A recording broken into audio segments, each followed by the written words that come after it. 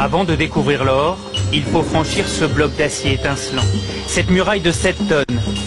Passer cette porte blindée, on pense déjà toucher le métal précieux. Non, c'est simplement l'antichambre. Il faut être patient et descendre encore à 26 mètres sous terre. Et devant nous, une seconde porte colossale.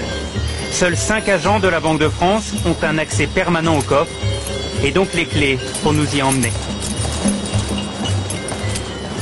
Pour des raisons de sécurité, les gardiens du trésor ne doivent pas être reconnus.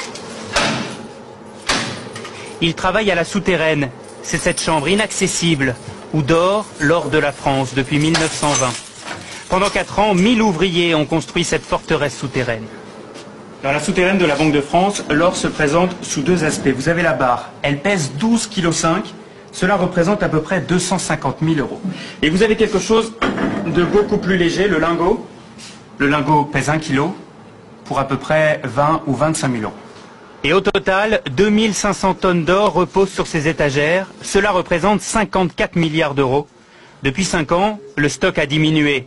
La France a vendu 500 tonnes d'or pour acheter des devises en dollars et en yens.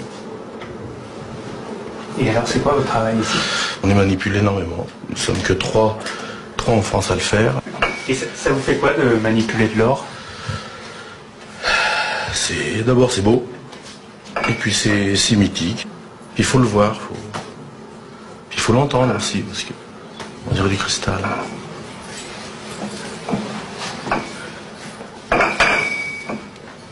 voyez, c'est un son. Et tout cet or a bien failli être volé. Nous sommes en juin 40, les Allemands sont à Paris, 4 officiers nazis se présentent à la Banque de France et demandent qu'on ouvre les coffres. Oui, mais ils sont vides. L'or est déjà sur les routes. Il y a 2800 tonnes d'or à évacuer, ce qui est considérable. Vous avez donc de mémoire 400 ou 450 camions, parce qu'en plus il faut réquisitionner les camions, ils ne sont pas tous là, la plupart sont partis sur le front. On fait ça de nuit, et puis là donc on file vers les ports, et puis donc après on partait vers Dakar, vers les Antilles, vers les États-Unis, qui sont les 3 grandes destinations. Seule une caisse de 50 kilos d'or est déclarée perdue. Elle est tombée dans le port de Brest, et certains disent qu'elle a été repêchée. Après la guerre, l'or retrouve son écrin. Aujourd'hui, avec ce stock de 2500 tonnes, la France est le 3e plus gros détenteur d'or au monde, derrière les États-Unis et l'Allemagne. Cet or, c'est la forme ultime de paiement dans le monde. Donc, ça fait partie de ce qui donne le crédit à la France, à l'économie française. C'est de la monnaie sous une autre forme que nous gardons précieusement contre tous les vols, toutes les tentations qui pourraient exister. Et comme vous l'avez vu, je peux vous garantir que c'est très très bien gardé. Jamais des cambrioleurs n'ont essayé de rentrer. C'est de toutes les manières impossible.